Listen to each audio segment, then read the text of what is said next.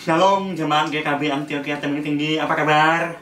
Mudah-mudahan Anda bersuka cita hari ini. Saya boleh dengar teriakan amin dari jauh, saudara. Ya, saya yakin walaupun saya tidak ada di tempat, tapi saya bisa mendengarkan dalam hati saya, dalam roh saya, bahwa setiap jemaat GKB Antioquia Tebing Tinggi, dimanapun Anda berada, kalaupun Anda beribadah di ruang ibadah hari ini ataupun dari rumah, ya, kita semua bersuka cita senantiasa di dalam Tuhan.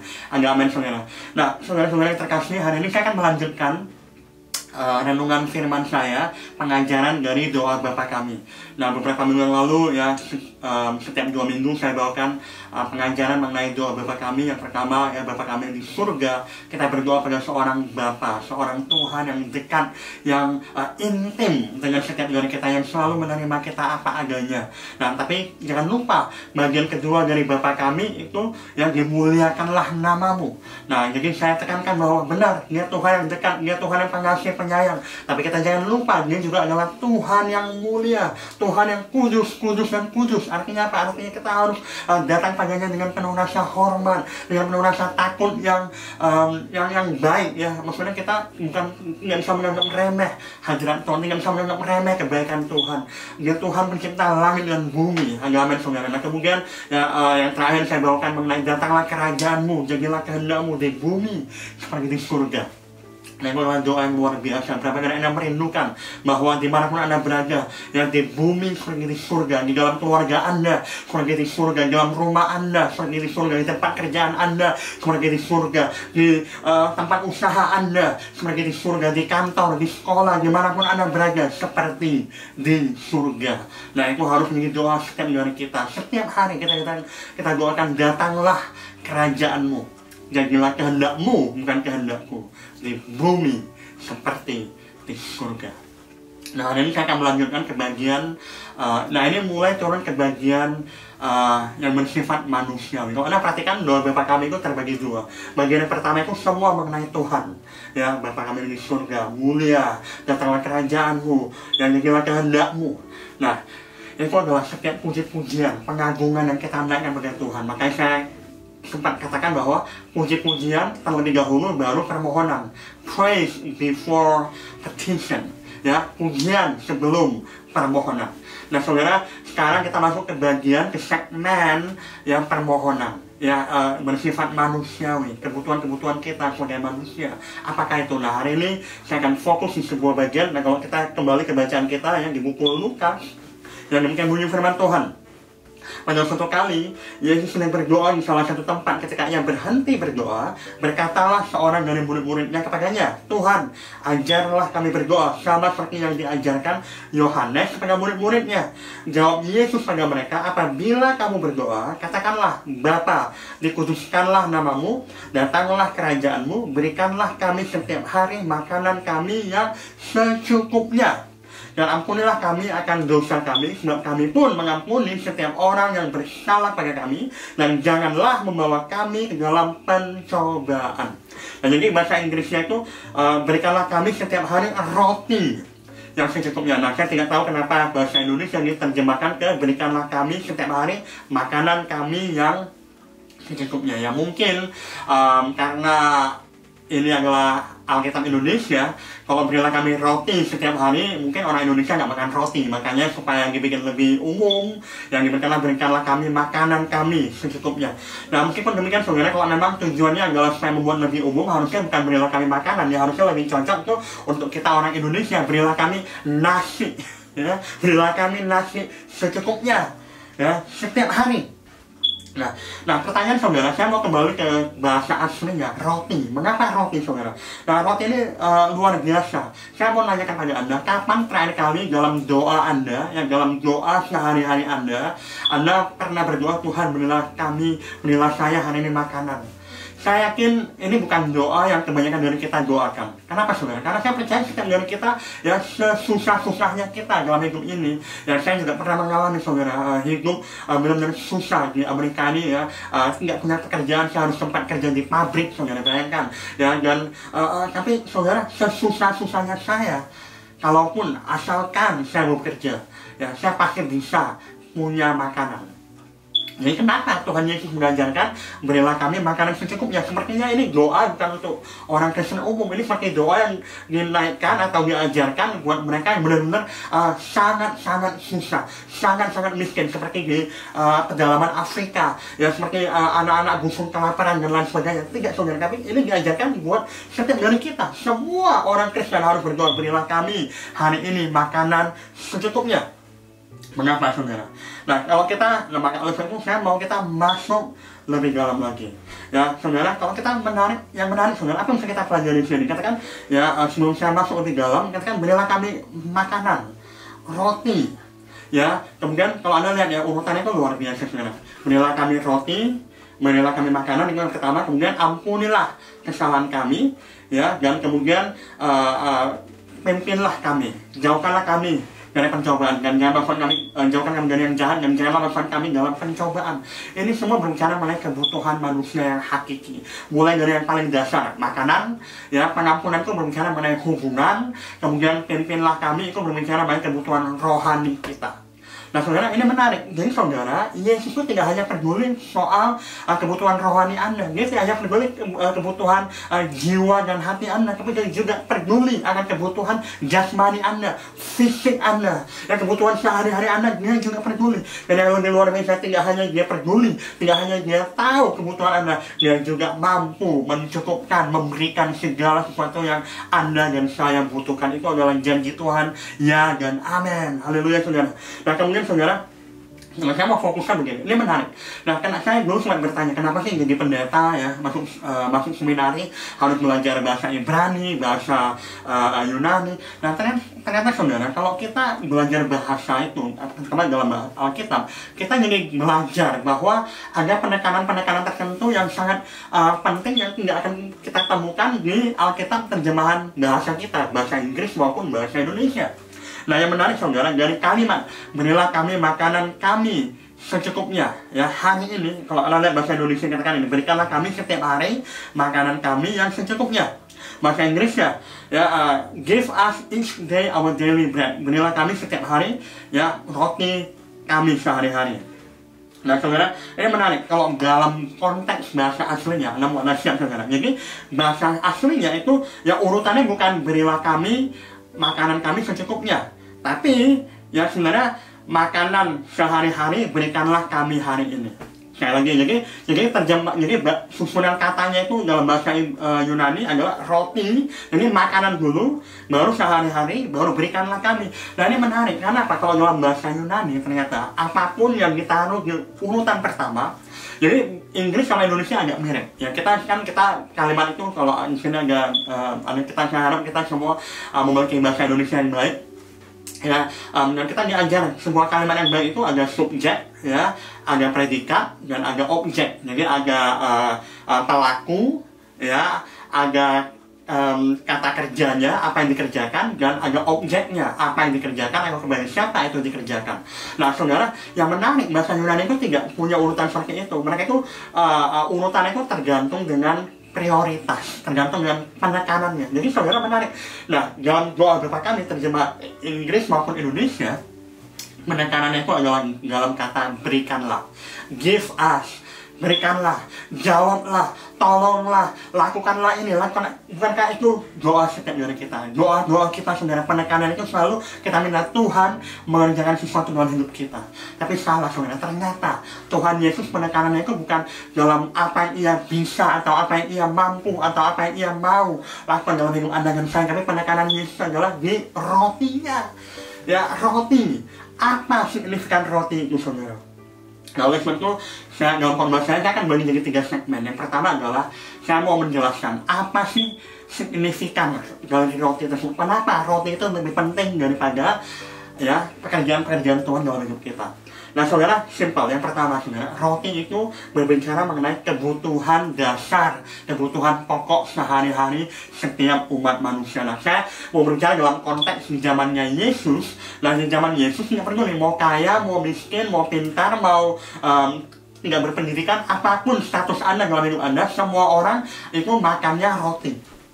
Roti itu paling dasar. Jadi ini luar biasa. Sama seperti hari ini, demikian juga nasi dalam hidup kita. Ya. Makanya saya bilang konteksnya itu kalau mau sebenarnya dalam terjemahan Indonesia, kalau memang mau benar-benar maksudnya itu supaya bisa relevan sama orang Indonesia, bukan berilah kami makanan, tapi berilah kami nasi. Ya, jadi itu bicara mengenai sesuatu yang semua dari kita bisa makan. Ya, orang mau kita berkelimpahan, mau kita lagi kurang, ya nasi itu sama sambal, sama ikan teri, ya sama kecap manis tuh udah enak sekali saudara. Ya, nah ini penting. Kenapa ini penting saudara? Kenapa signifikannya berkata berilah kami roti, bukan berilah kami steak, bukan berilah kami sushi, bukan berilah kami rendang sapi, ya babi panggang karo, bukan saudara, berilah kami roti. Karena apa? Ya, jadi Tuhan ini selalu berbicara mengenai sesuatu yang mendasar, kebutuhan yang setiap dari kita butuhkan. Bukan berbicara mengenai kemewahan atau kelimpahan.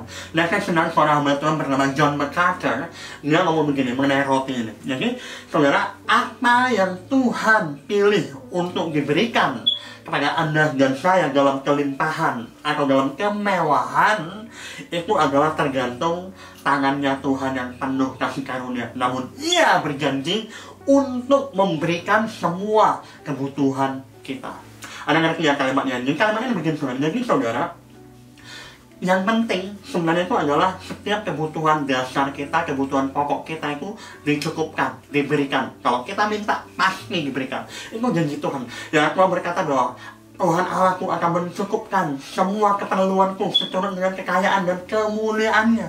Itu janjinya. Tapi janjinya adalah keperluan, ya bukan kemauan. Karena sering sekali jadi saudara, ada beda antara kemauan dan keperluan. Keperluan itu berarti kita benar-benar perlu. Sedangkan kemauan belum tentu kita perlu, tapi itu hanya untuk memuaskan daging kita, hanya untuk membuat kita hidup sedikit senang, berlimpah, mewah. Itu bukan berarti Tuhan nggak mau berikan. Tuhan bisa membuat Anda kaya, bisa nggak? Bisa.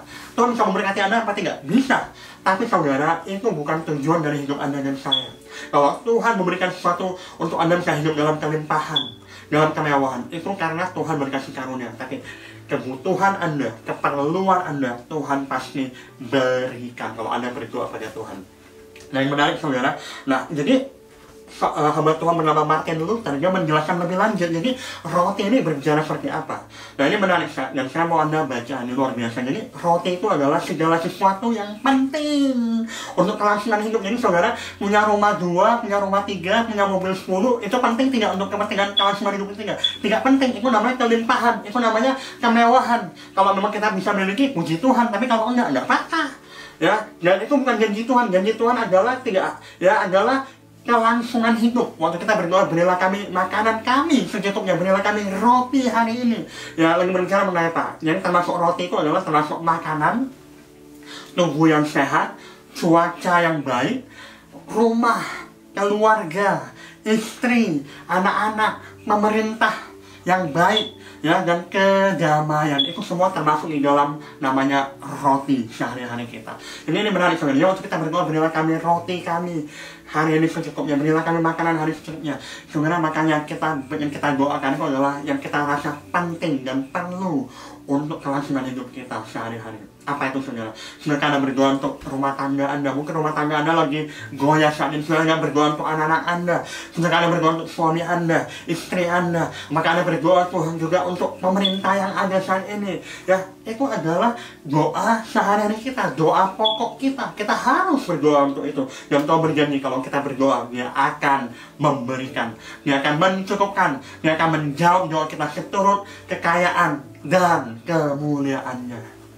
Nah, kemudian saudara, ya lebih lanjut lagi, roti ini berbicara mengenai apa? Kita semua tahu di Matius 4:4, ya, karena waktu saya terbatas, ya, Anda baca sendiri, tapi roti ini juga berbicara mengenai firman Tuhan. Saudara-saudara terkasih, sedangkan kita setiap hari berdoa, ya Tuhan berilah saya firman-Mu.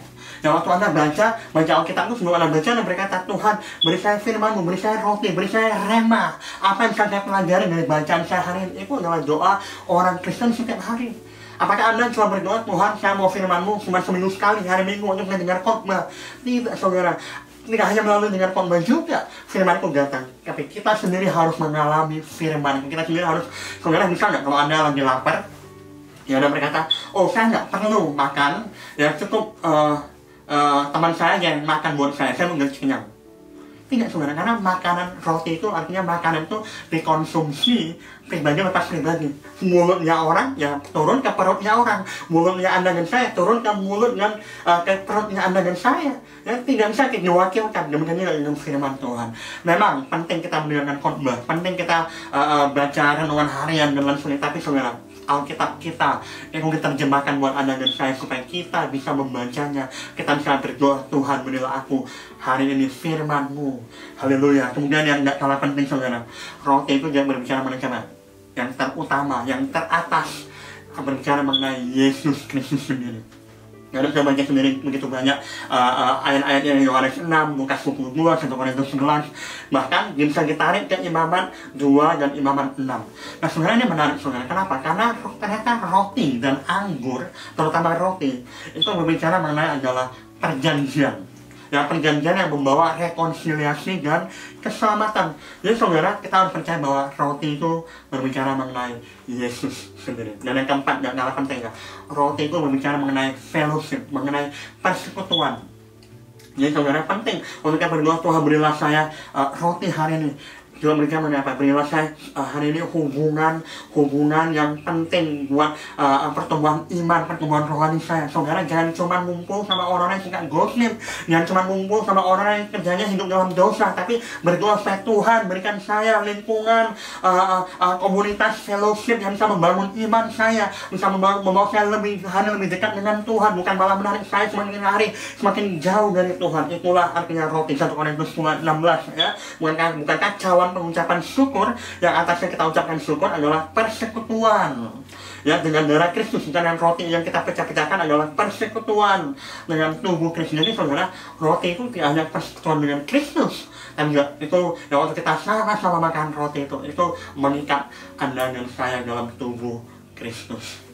Haleluya. Nah, saya akan masuk ke segmen kedua. Jadi kenapa kita harus berdoa, berilah kami roti hari ini secukupnya, berilah kami makanan hari secukupnya. Anda mungkin berkata, Pastor, saya bisa bayar makanan saya sendiri kok, saya nggak kekurangan, saya cukup, semua saya perlukan, kayaknya baik-baik aja.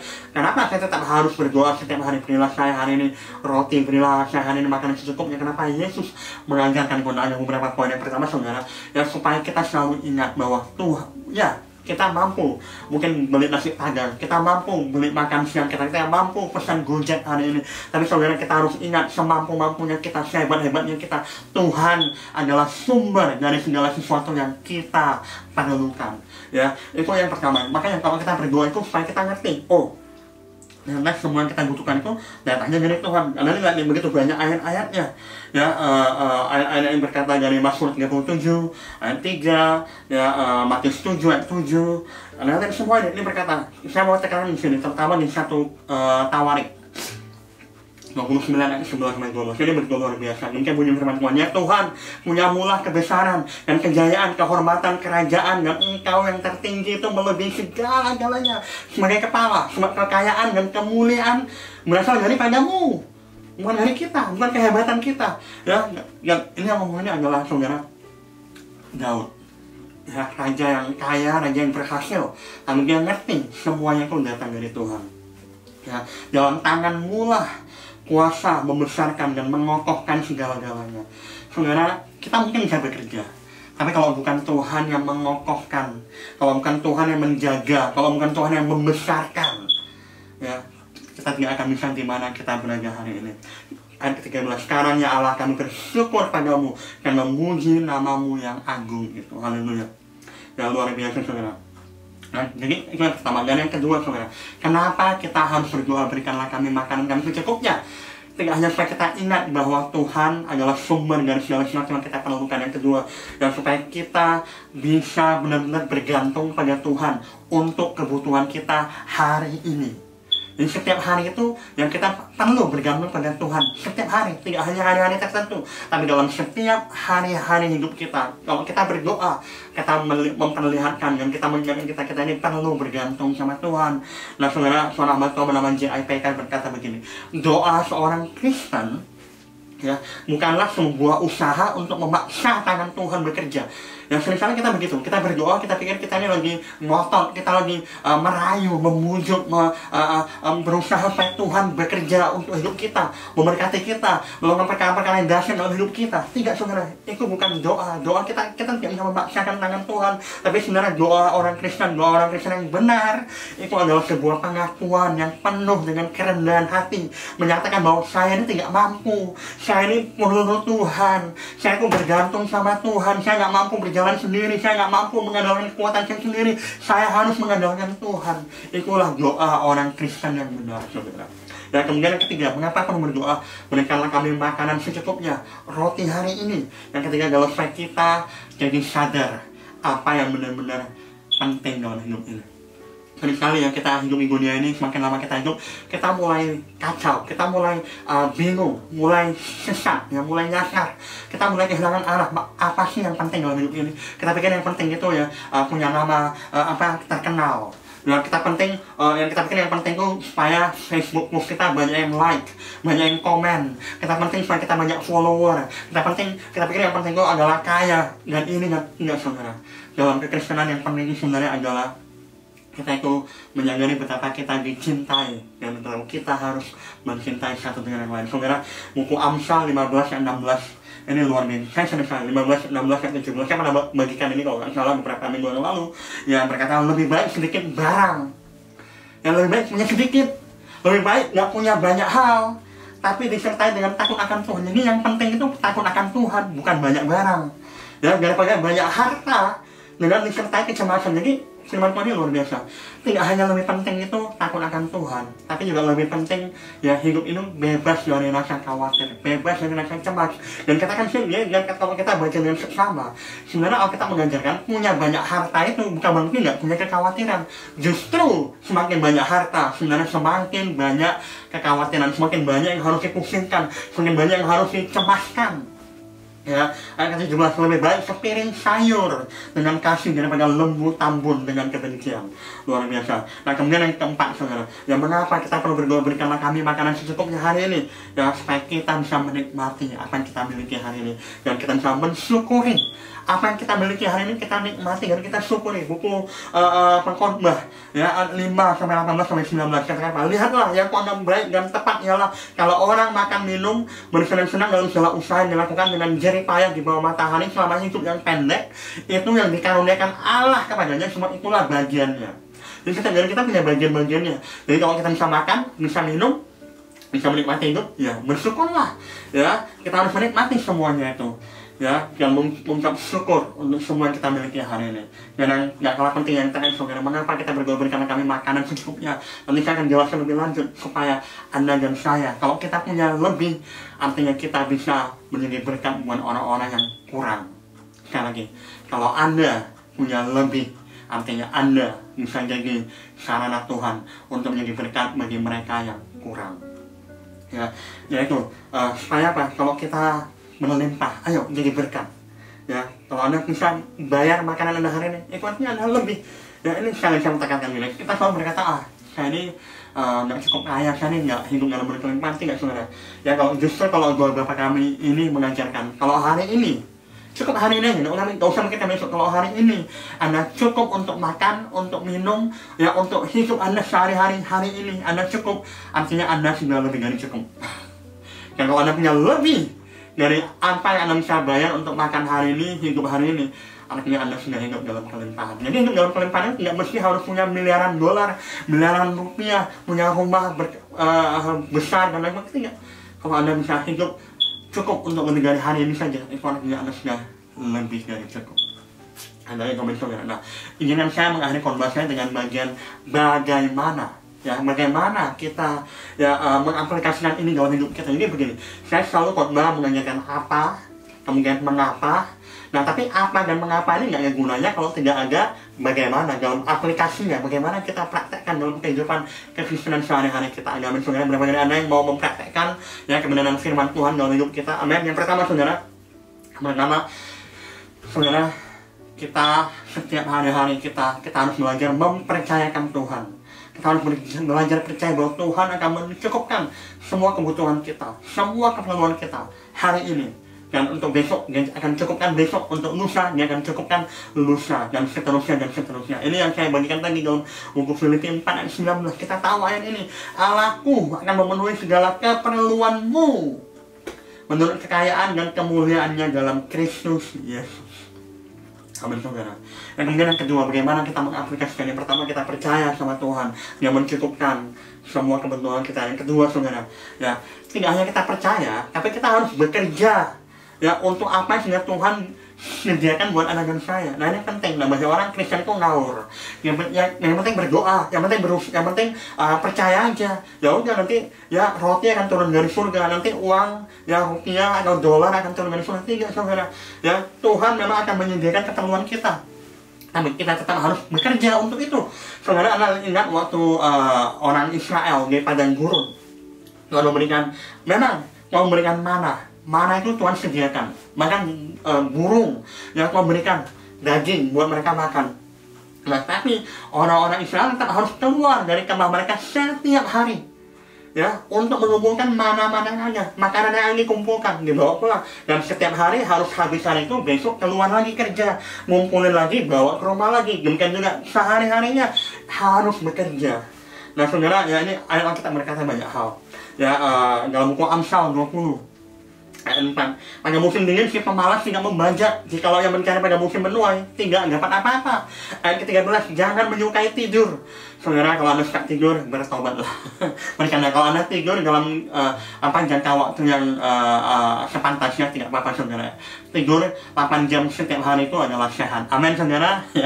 Ya, supaya kau tidak jatuh miskin. Bukalah matamu dan kau akan makan sampai kenyang. Ini, saudara, apa jangan jadi orang malas. Dan ini penting, saudara. Sama halnya kayak kalau kita berdoa tidak hanya buat makanan, kalau kita berdoa untuk rumah tangga kita berdoa supaya istri kita mau mencintai kita, suami kita mau mencintai kita, anak-anak kita mau menghormati kita boleh berdoa, tapi kalau kita juga tidak melakukan perubahan dalam hidup kita, ya nggak ada gunanya. Anda berdoa supaya suami Anda mencintai Anda, tapi kalau Anda selalu ngomel, tidak membuat rumah ya berasa seperti suasana yang surga, suasana penuh dengan kasih, mesra dan sayang, sebenarnya suami Anda nggak akan betah di rumah.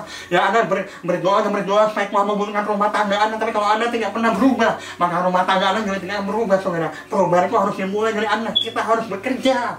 Yang saja berdoa, Tuhan berkati saya, tapi kalau Anda nggak pernah mau cari pekerjaan, Anda tidak mau berusaha, berkat itu tidak akan Anda terima. Karena apa? Orang Israel aja harus keluar bekerja. Tuhan paling menentang namanya orang malas. Amin, saudara. Nah, kemudian ada hal penting yang ketiga, bagaimana kita mengaplikasikan firman Tuhan hari ini dalam hidup Anda. Mungkin Anda hidupnya lagi sangat berat, sangat susah saat ini. Anda mengalami banyak tantangan dalam hidup ini. Yang ketiga, saudara, yang kita bisa ambil hikmahnya dari firman Tuhan hari ini, bahwa kita menjalani hidup ini satu hari lepas satu hari. Ya, doing one day at a time, itu bahasa Inggrisnya. Artinya apa? Artinya keseluruhan hari ini cukup hari ini. Ya, dan jalani setiap hari Anda dengan penuh ketergantungan sama Tuhan. Jangan khawatir, mungkin hari ini Anda gagal, mungkin hari ini Anda susah, mungkin hari ini Anda merasa tidak jalan keluar. Tapi tidak apa, dijalanin saja hari ini, karena selalu ada harapan di hari besok. Amin, saudara. Nah, yang keempat, saudara, tidak kalah pentingnya bagaimana kita aplikasikan dalam hidup ini. Kita harus selalu bisa menemukan sukacita dan kepuasan dalam keseharian kita. Apa yang kita miliki, apa yang kita alami, apa yang kita lewati hari ini, dalam sehari-hari kita, temukan sukacita di dalamnya. Ya, bersukacita dalam senantiasa. Filipi 4 ayat 11-19. Dan yang terakhir, saudara, ini yang paling penting saya rasa, saudara. Ya, bagaimana kita mengaplikasikan doa, berilah kami makanan secukupnya dalam hari ini. Seperti yang saya katakan tadi, saudara, kenapa kita perlu berdoa itu? Karena kalau Anda punya lebih, artinya Anda harus jadi berkat. Ya, mulai berikan, mulai saling berbagi. Tanya diri Anda, saya tulisan di sini. Jika saya punya lebih dari sekeping roti untuk saya nikmati hari ini, ya, kalau dalam konteks kita, kalau saya hari ini punya lebih dari sepiring nasi untuk saya makan hari ini, artinya saya punya lebih dari cukup. Dan bagaimana saya dapat membagikan yang lebih dari cukup ini kepada orang-orang sekitar saya. Ini adalah tantangan buat Anda dan saya. Haleluya. Itu yang di dalam Ibrani 11 ayat 24-25. Ada yang menyebar harta tetapi bertambah kaya, ada yang menghemat sangat luar biasa namun selalu berkekurangan. Ini firman Tuhan. Siapa yang banyak memberi berkat, diberi kelimpahan. Siapa yang memberi minum, ia sendiri akan diberi minum. Haleluya saudara. Nah saudara, saya rindu sebelum kita mengakhiri firman Tuhan hari ini, saya akan baca sebuah kutipan dari seorang hamba Tuhan bernama Charles Spurgeon. Kekasihku, kepuasan yang sempurna yang kita perlukan itu tidak dapat ditemukan dimanapun kecuali di dalam Kristus. Anda mencoba untuk memuaskan diri dengan usaha mereka sendiri. Mereka menolak roti dari surga itu, yaitu Yesus ya. Karena mereka bermimpi bahwa mereka dapat hidup tanpa roti tersebut. Mereka adalah orang-orang yang merasa puas dengan diri sendiri, berpikir, mengira bahwa mereka dapat membuat diri mereka bahagia dengan diri mereka sendiri. Namun itu adalah kegagalan yang memusnahkan. Mereka seperti orang suku pedalaman tertentu. Saat mereka tidak memiliki sesuatu untuk dimakan, mereka mengikat tali di sekeliling mereka, disebut dengan ikat pinggang kelaparan. Dan sembari mereka melewati kehari-harian mereka, mereka terus mengikat semakin kencang supaya memampukan mereka untuk menahan lapar. Demikian juga setiap manusia yang berusaha untuk hidup dengan usahanya sendiri, mereka terus mengikat diri mereka dengan tali pinggang kelaparan. Semakin hari semakin kencang. Jiwa ini tidak dapat diyakinkan untuk menemukan kepuasan dalam dirinya sendiri tanpa makanan sesungguhnya yang diperlukan. Sebab semuanya itu sia-sia. Siapa yang dapat meyakinkan orang lapar bahwa mereka tidak perlu makan? Satu-satunya jalan untuk memuaskan kelaparan itu adalah dengan mendapatkan roti. Dan satu-satunya jalan untuk memuaskan kerinduan jiwa Anda adalah dengan memperoleh Kristus, di mana di dalamnya ada kecukupan dan bahkan kelimpahan untuk dibagikan. Haleluya. Saudara-saudara yang terkasih, saya undang tim musik, tim pujian penyembahan untuk membawakan semua lagu yang indah, judulnya Engkau Alasan Aku Hidup. Saudara, ini lagu yang luar biasa. Hari-hari ini mungkin Anda punya banyak masalah, Anda banyak pergumulan, dan Anda banyak berdoa pada Tuhan. Tapi percayakan Anda bahwa Dia Tuhan sumber dari segala sesuatu yang kita perlukan, dan Dia akan menjawab doa kita, asalkan doa kita itu adalah sesuatu yang kita perlukan untuk kelangsungan hidup kita. Dan kalau kita berdoa dan kita percaya dan Dia peduli, Dia mengerti, dan Dia juga akan bertindak. Percayakan Anda. Yang perlu Anda lakukan adalah berserah, percaya, dan jangan hanya cari berkatnya, jangan hanya cari pertolongan Tuhan, tapi hari ini maukah Anda mencari Tuhan memberi berkat itu? Namanya Yesus. Dialah roti kehidupan. Hanya Dia satu-satunya yang mampu memuaskan kehausan dan kelaparan tubuh, jiwa, dan roh Anda dan saya. Haleluya.